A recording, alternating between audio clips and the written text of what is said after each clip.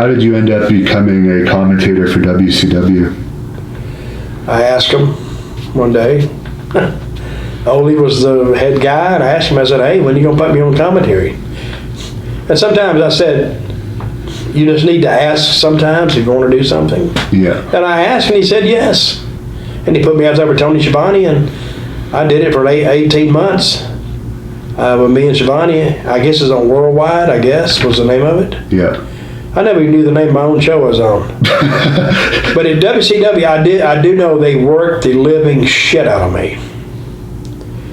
Because I worked one time 64 straight days without going home. Wow. I was on the road for 64 days. Because you were managing this or wrestling? Well, I was working, wrestling, then I was doing commentary. So wherever we would fly back to Atlanta on Mondays, then Tuesday morning we'd fly back out. Then we'd fly back into Atlanta, then fly back out.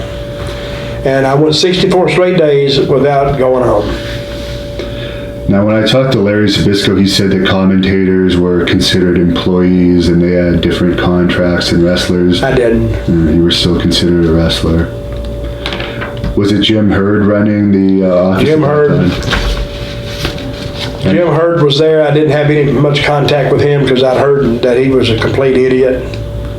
I don't know if he was a complete idiot, but... So everything... But this is how I got to Atlanta. They hired me, they gave me a job, and then didn't follow through with it. So I had a lawyer send them a threatening letter, then they hired me. I don't know, I even have to think through that story myself now. I forgot how it went. But anyway, I almost had to threaten them to get, they initially offered to hire me, and then just all of a sudden said they couldn't do it. I mean, it was their right to hire me or not. I just got pissed off at them one day and sent them a letter telling them I'm going to sue them for this, that, and the other. And they said, okay, here, come on in. Interesting. And what was the whole thing with the Desperadoes vignettes that apparently it was going to have something to do with Stan Hansen, but it never worked out? I don't know either. They never gave me a finish point on it. Did you have anything to do with the creativity? Zero. I think Dusty watched this movie about some damn bullshit fucking jack-off cowboys. And they were trying to get with this other cowboy. And that's where it started. Yeah. And they actually put a lot of money into that. We went on location to shoot it and everything. And then it just all of a sudden, nothing. It went no. Stan Hansen actually left. You know, we would be on cards and we were looking for Stan Hansen all this time, and people would say, he's right there in the dressing room. Can't you go talk to him? And we never intercepted him in the ring or did anything. If we'd have did any of that stuff, it would have made sense. Yeah. But it never made sense. He was on the same shows, the same TV shows we were on. And we were looking for him, but yet never ran across him. Just went on for like 5 weeks.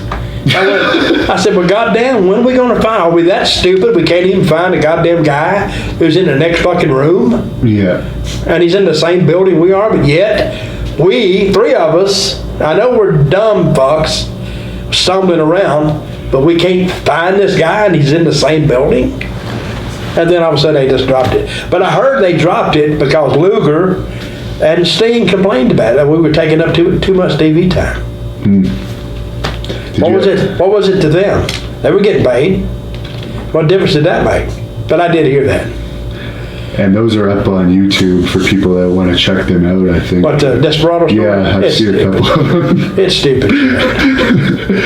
Did you have much contact with Luger? Oh, no. Not really.